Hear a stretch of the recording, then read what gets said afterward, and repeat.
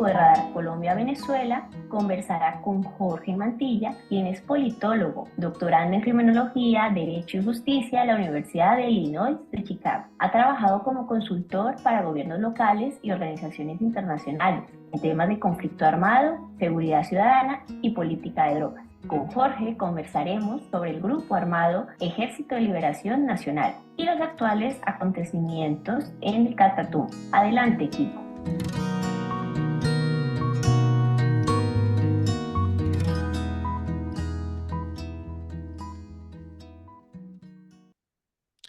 Nos encontramos con Jorge Mantilla en la entrevista del Radar Colombia-Venezuela. Jorge, iniciaría por preguntarte qué es el Ejército de Liberación Nacional, el ELN, hoy en día, sobre todo para un público colombo-venezolano que muchas veces no entiende con claridad qué es este grupo y sobre todo en la actualidad. Perfecto, pues el ELN durante los últimos 50 años ha sido la segunda guerrilla más importante en la historia del conflicto armado colombiano, tal vez después de las antiguas FARC, y desde la desmovilización de esta guerrilla en el proceso de paz desde 2016, pues se convirtió en la guerrilla más vieja del continente.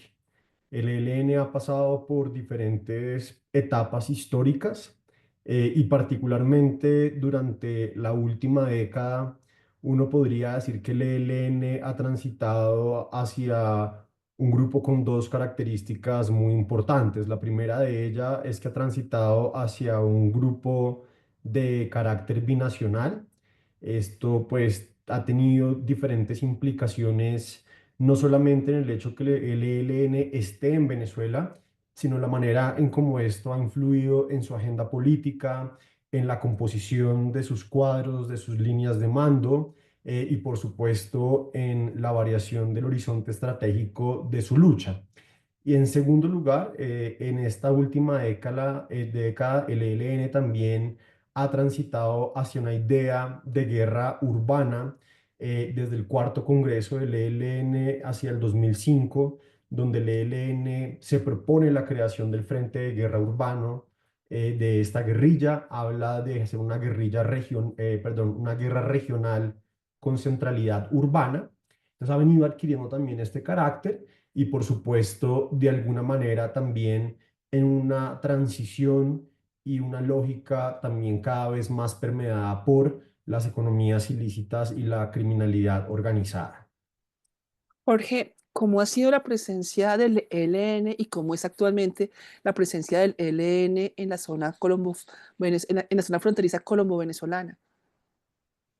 El ELN ha tenido una presencia histórica en Venezuela que tiene que ver con sus zonas, digamos, de acumulación y de retaguardia política y militar, de manera muy importante durante la arremetida paramilitar entre 1999 y el 2004. El ELN fue duramente golpeado en zonas como norte de Santander, como el Magdalena Medio.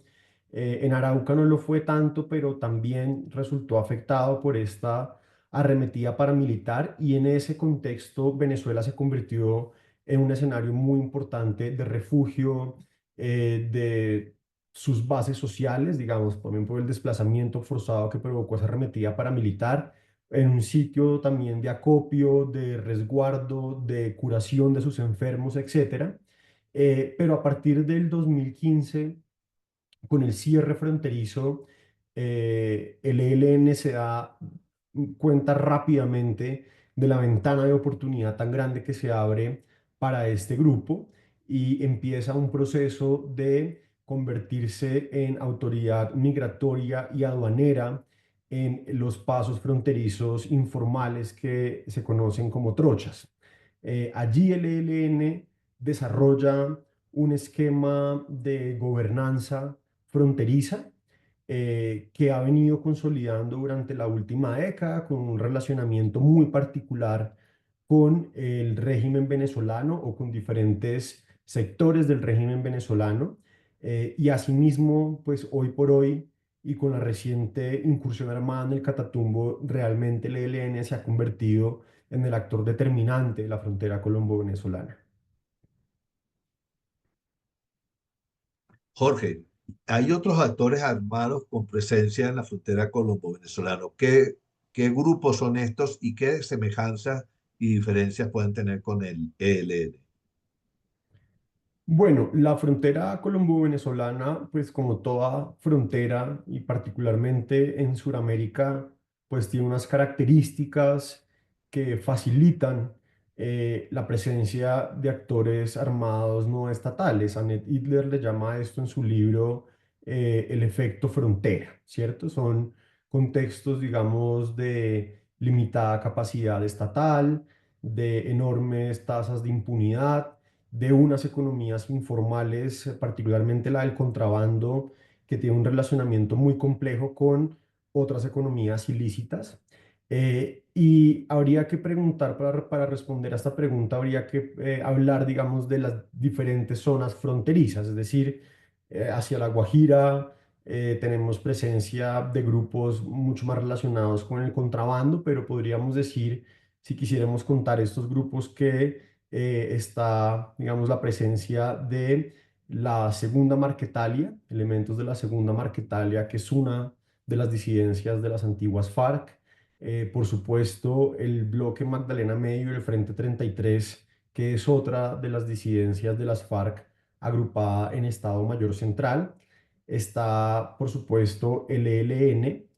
En otras partes, digamos, de fronteras más urbanas, como por ejemplo el caso de Cúcuta, hay unas bandas delincuenciales que tradicionalmente han tenido presencia en la zona fronteriza, muy especializadas, por ejemplo, en el tráfico de migrantes, como es el caso del Tren de Aragua, la AK-47, por ejemplo, recientemente con incidencia en la zona de Cúcuta, una zona en la que también tradicionalmente han estado los rastrojos, hoy autodenominados o cooptados por el Clan del Golfo o las autodefensas gaitanistas de Colombia.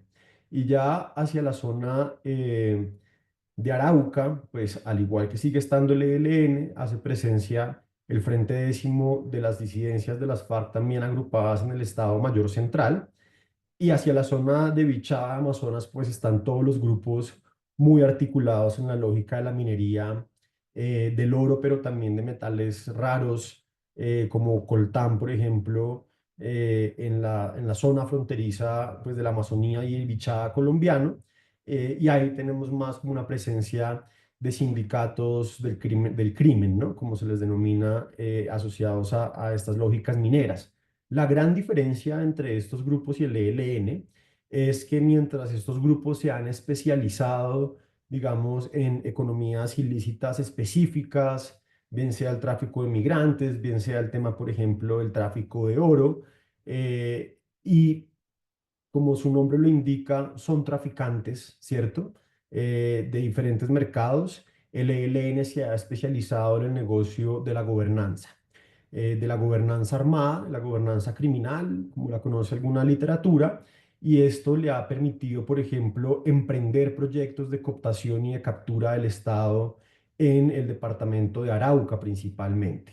Esa es una diferencia sustancial entre lo que es el ELN y su relación con la frontera y otros grupos armados o grupos de crimen organizado que operan en esta zona. Jorge, te quisiera preguntar específicamente por Gustavo Aníbal Giraldo, quién es, alias Pablito, y cuál es su papel actual en el ELN. Pablito es una persona que está muy, digamos, la historia de Pablito es de alguna manera también la historia del ELN y particularmente del Frente Domingo Laín. Pablito está en las filas del ELN, si no estoy mal, desde principio de la década de los 80. Viene de estas familias de colonización agraria que llegan particularmente a la zona del Sarare araucano, y que de alguna manera son las familias el proceso de colonización campesina en el cual se gesta el Frente Domingo Laín. Recordemos que el Frente Domingo Laín tiene una particularidad, y es que emerge, ¿cierto? No es una creación del Estado, del Comando Central, que en el marco y un plan, por ejemplo, diseñado milimétricamente para crear un frente de guerra en Arauca lo crea, sino que surge de unos paros del Sarare. Y en estos paros emerge esa idea del ELN araucano que posteriormente converge con el ELN, digamos, nacional.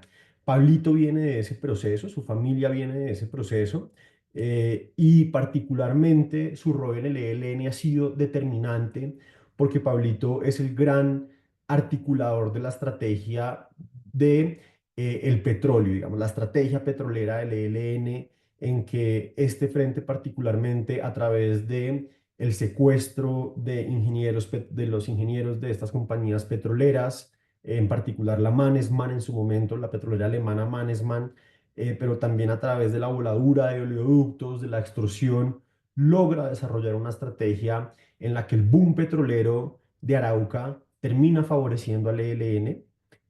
Así llega a dirigir la compañía Simacota. Posteriormente tiene un rol determinante pues, en este crecimiento y expansión militar del Domingo Laín hasta que llega pues, a los rangos del Comando Central. Él es capturado en el 2008, pero es liberado en una operación de rescate que hace el ELN hacia 2009 y desde entonces pues ha estado en Venezuela y de alguna manera también tiene un rol determinante en esta idea de un ELN binacional. Jorge, ya, bueno, nos acabas de decir una de las fuentes de financiación del ELN, ¿no? Pero ¿cuáles son esas otras fuentes en otras regiones, incluso de Colombia? Depende de la región y depende del frente de guerra, porque el ELN, por su trayectoria, por su forma de organización, tiene la particularidad de ser una guerrilla, digamos, con una enorme vocación regional, y esta vocación regional es la que termina financiando o determinando la manera de financiación.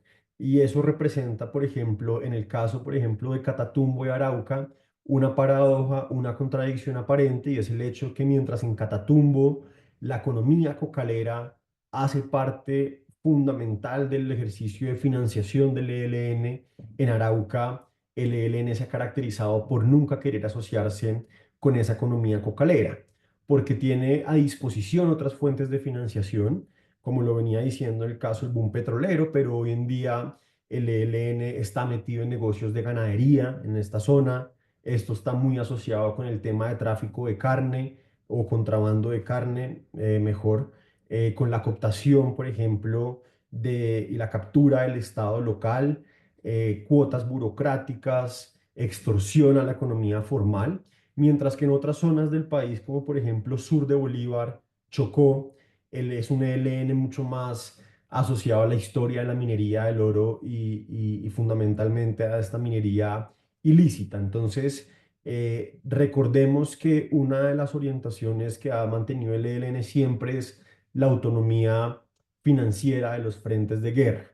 Y eso hace que cada frente de guerra sea autónomo y responsable para poder desarrollar sus acumulaciones de capital financiero, igualmente sus formas de reclutamiento, sus interrelaciones con estas economías locales, salvo en el caso del Frente Domingo Laín, que por su riqueza y por su capacidad económica ha sido como el prestamista o el financiador de otros proyectos militares del ELN, particularmente el Frente de Guerra Urbano es un frente de guerra, digamos, hecho a imagen y semejanza en términos de financiación y en términos de autoridad a lo que es el Domingo Laín.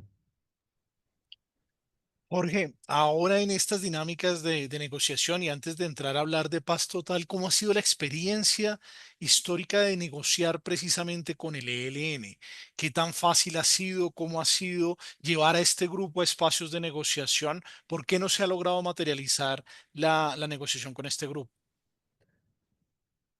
La complejidad de la negociación con el ELN tiene que ver con dos factores. En primer lugar, el ELN diferencia muy claramente los diálogos de la negociación. Y los diálogos o sentarse a conversar ha sido, digamos, una herramienta que siempre ha hecho parte de la estrategia del ELN más ampliamente concebida.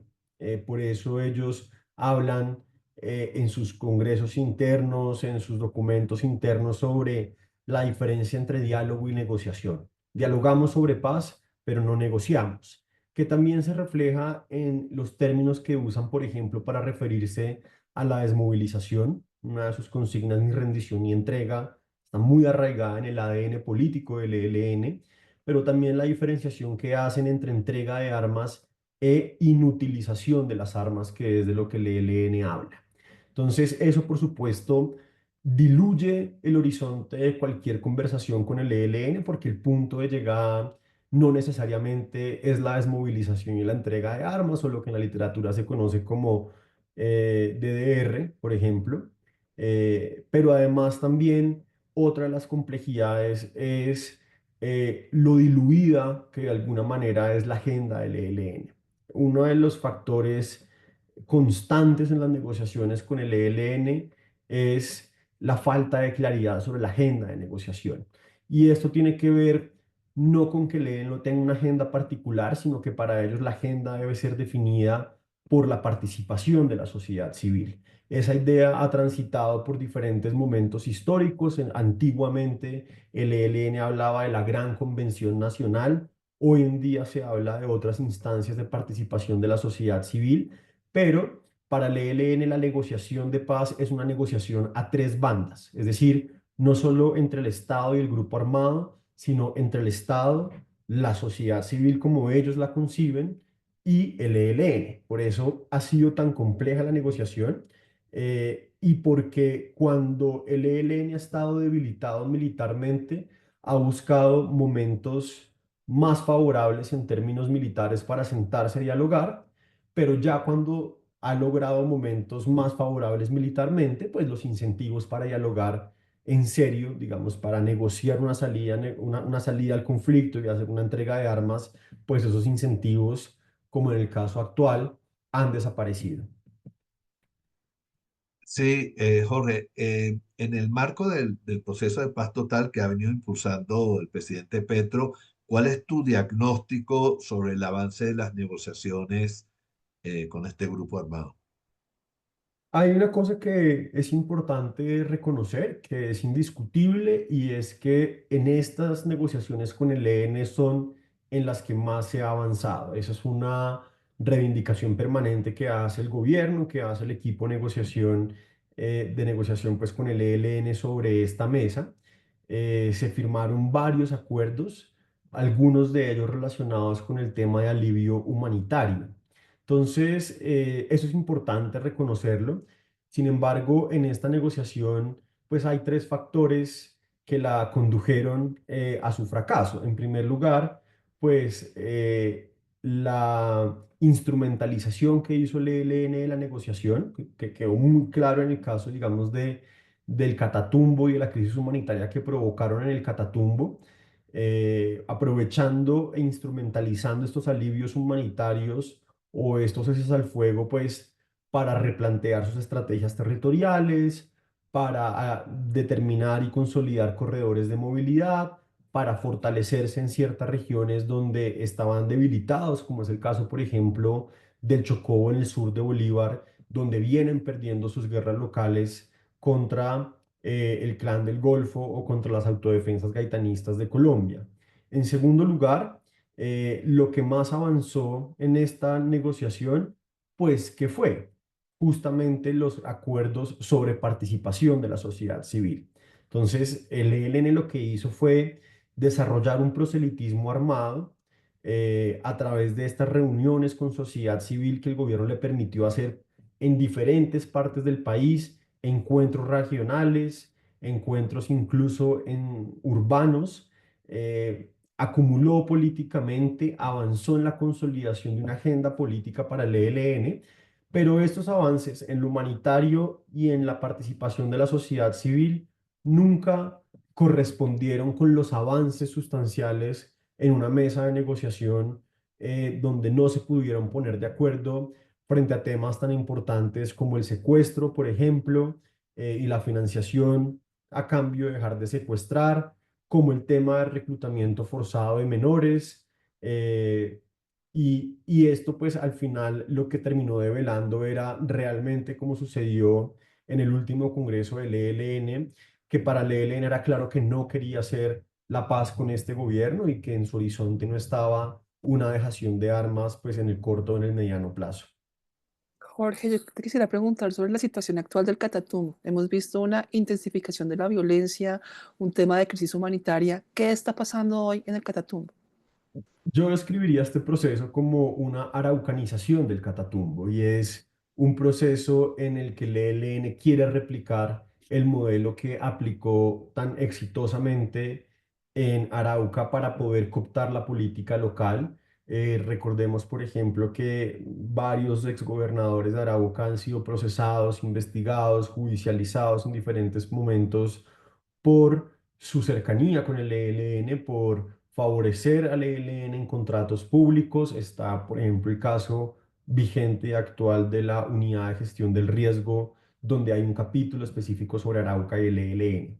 Lo que vemos en el Catatumbo permite intuir de alguna manera o anticipar esta idea de la araucanización del Catatumbo por la dimensión poblacional que ha tenido esta ofensiva, es decir, el desplazamiento de más de 60.000 personas en tan poco tiempo, los repertorios de violencia usados con ejecuciones, por ejemplo, públicas, con impedir que se recogieran los cadáveres de las veredas, con el destierro de familias enteras y particularmente de familias asociadas a líderes sociales, organizaciones sociales en específico, le permite a uno pensar que el planteamiento del ELN es un planteamiento de reconfigurar poblacionalmente el Catatumbo para poder desarrollar una hegemonía territorial que le permita al final tener un control no solamente de las economías ilícitas,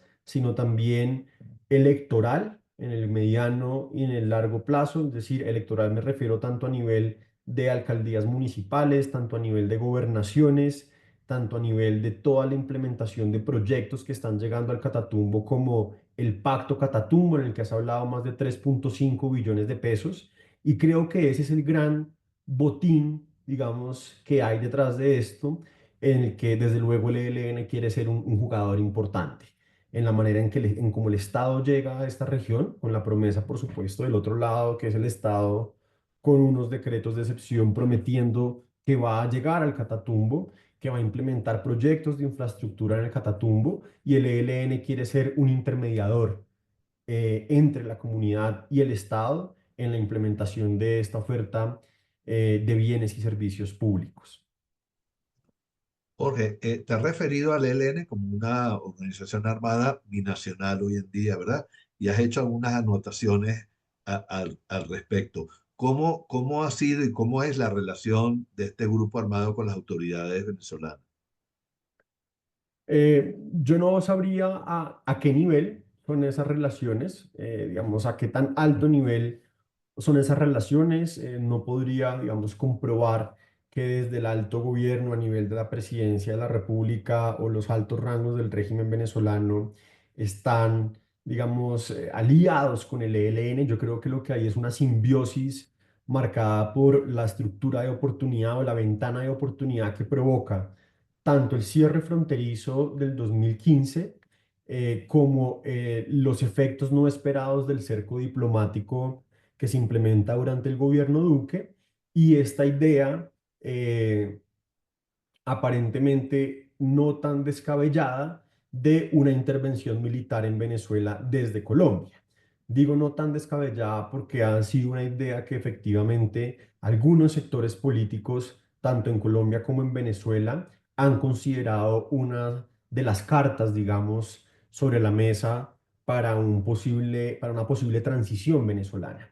Estos dos elementos convergen y eso hace que en la dinámica fronteriza que estaba discutiendo, Venezuela se dé cuenta rápidamente del rol que podía jugar el ELN en una estrategia de defensa de la revolución, ¿cierto? Y hoy para el ELN, desde luego, la defensa de la revolución bolivariana es casi que un objetivo superior o más importante a la toma del poder en Colombia o a cualquier tipo, digamos, de revolución en Colombia. Por supuesto, ellos se conciben a sí mismos como una guerrilla continental en su narrativa y entonces tienen como esa afinidad también narrativa e ideológica. Pero la manera más clara en la que se operativiza ese relacionamiento es a través del protectorado del Táchira y la figura de Henry Bernal, particularmente a partir del 2017, si no estoy mal, cuando el régimen pierde las elecciones locales en el Táchira y otros dos estados configurando esta idea de los protectorados. A través de estas figuras, el ELN empieza a cumplir una función no solamente de defensa de la revolución bolivariana, sino también una función de gobernanza local, de movilización electoral o de movilización social a través de herramientas como el CLAP, herramientas como el Carné de la Patria y todas estas dinámicas, digamos, de control social que ha venido desarrollando el régimen pues a lo largo de todos estos años, pero también de domesticación de las economías ilícitas. Y recordemos que a través del protectorado y de los códigos del protectorado, es decir, una suerte de impuesto no formal que implementa el protectorado del Táchira, empiezan a tributar la economía del contrabando, es decir, paradójicamente, y esto un poco para que lo entienda la audiencia, a través de la figura del protectorado se terminan cobrando impuestos a economías ilícitas como economía del contrabando para financiar al protectorado, porque recordemos que el protectorado se institucionaliza como una suerte de gobernación ad hoc en esas zonas donde gobernaba la oposición. Entonces, esas tres funciones son, por supuesto, combatir a los enemigos del régimen, y eso lo ha demostrado en las dos coyunturas de los escudos bolivarianos, como el régimen le ha denominado a estas grandes operaciones o ejercicios militares, pero es escudo bolivariano en el 2020 cuando se desarrolla la guerra contra los rastrojos en norte de Santander, que a mi manera de verlo, y si uno hace la genealogía de los eventos, es una operación conjunta entre el ELN y la Fuerza Armada Nacional Bolivariana contra los rastrojos, y posteriormente también lo replica en Arauca con la guerra contra las disidencias de las FARC, que el régimen termina delegando en el ELN y que esa guerra termina peleándose en territorio colombiano. Jorge, ya para finalizar, ¿cuál es la precisión que tienes de la participación de Venezuela como país garante en los procesos de paz de Colombia? Sabemos que fue fundamental para, en algunos momentos, incluso destrabar la negociación con el ELN, pero también hay cercanía de las autoridades venezolanas en procesos de acercamiento con las disidencias de las FARC. ¿Cómo ves ese papel?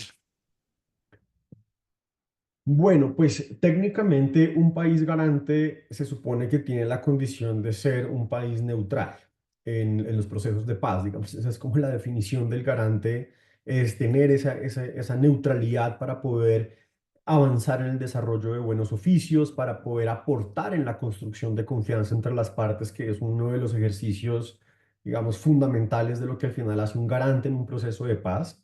Venezuela, desde luego, no es un país neutral, pero esto no quiere decir que su presencia y su rol en la negociación no sea determinante. Es decir, de alguna manera es claro que cualquier negociación con el ELN, por este carácter binacional que tiene que pasar por una conversación con el régimen venezolano. De alguna manera, casi que como una parte en esa negociación. Así lo consideraban, por ejemplo, en el gobierno Duque, cuando varios tomadores de decisiones decían negociar con el ELN es de alguna manera también negociar con el SEBIN venezolano, y eso por supuesto implica una complejidad enorme para una negociación de paz. Entonces, desde luego, creo que si bien la figura de garante no es la figura más apropiada porque lo que contribuye es a generar desconfianza y al final termina siendo utilizado como un recurso de poder por parte del régimen para sabotear el acuerdo, o mejor que el acuerdo, sabotear el proceso cuando quiera, o romperlo, o utilizarlo como un factor también de presión política en Colombia con respecto a, por ejemplo, asuntos como el reconocimiento o no de las elecciones del año pasado, reconocimiento o no de Nicolás Maduro como presidente legítimo de Venezuela. Creo que finalmente es un rol que no se puede obviar y que no se puede dejar de lado. Y Venezuela, desde luego, juega un papel central en cualquier negociación que se haga con el ELN. Gracias, profesor Jorge Mantilla, por habernos acompañado en esta entrevista del Radar Colombia-Venezuela.